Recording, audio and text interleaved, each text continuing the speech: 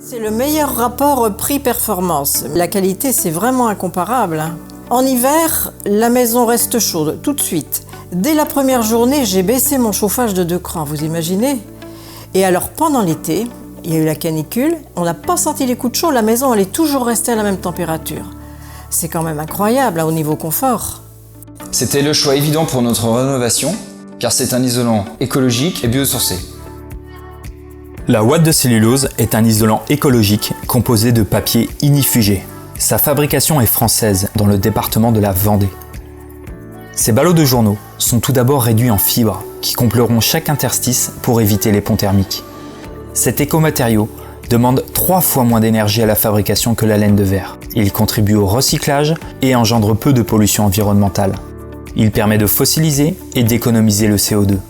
La ouate de cellulose peut ensuite être floquée, insufflée ou soufflée.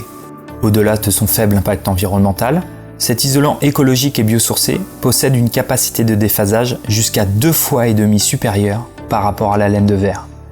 Le déphasage est le temps qui est nécessaire à la chaleur pour traverser un isolant. Dans ce test, fait sous le contrôle d'un huissier de justice, nous avons pris 25 cm de ouate de cellulose et un panneau de 25 cm de laine de verre qui sont chacun chauffés par une même flamme à 600 degrés.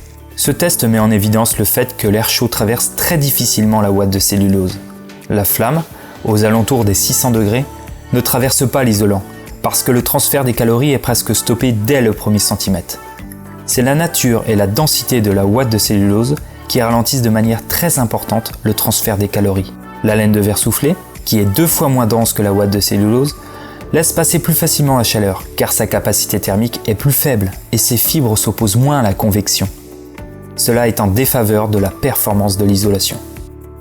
La ouate de cellulose, grâce à sa capacité thermique élevée et ses fibres resserrées, s'oppose au phénomène de convection et de conduction. C'est donc un isolant très efficace en hiver, comme en été. Nous constatons qu'après seulement 40 secondes, la flamme a traversé la laine de verre de 20 cm, alors que du côté de la ouate de cellulose, seulement 6 cm ont laissé passer la flamme. Ce test met en évidence l'importante capacité de la ouate de cellulose à s'opposer au flux de chaleur. 3 phénomènes forts sont mis en avant. Une très faible conduction thermique, la coupure de la convection thermique et sa forte capacité de déphasage. L'effet de masse contribue également au déphasage. En effet, pour isoler 100 m², la masse de la ouate de cellulose est de 900 kg, contre seulement 350 kg pour la laine de verre. C'est parce qu'il y a plus de matière qu'il y a plus de déphasage. Grâce à une capacité de déphasage élevée, la ouate de cellulose joue le rôle d'un bouclier thermique qui va permettre d'arrêter le cycle jour-nuit en maintenant une température stable durant 9h36, contre seulement 4h03 pour la laine de verre. La ouate de cellulose est un véritable airbag thermique entre votre température intérieure et l'extérieur, quel que soit le climat, chaud ou froid. Et puis, j'ai des petits-enfants. On ne peut quand même pas continuer à gaspiller l'énergie comme ça. Je crois qu'il est temps de penser aux générations futures.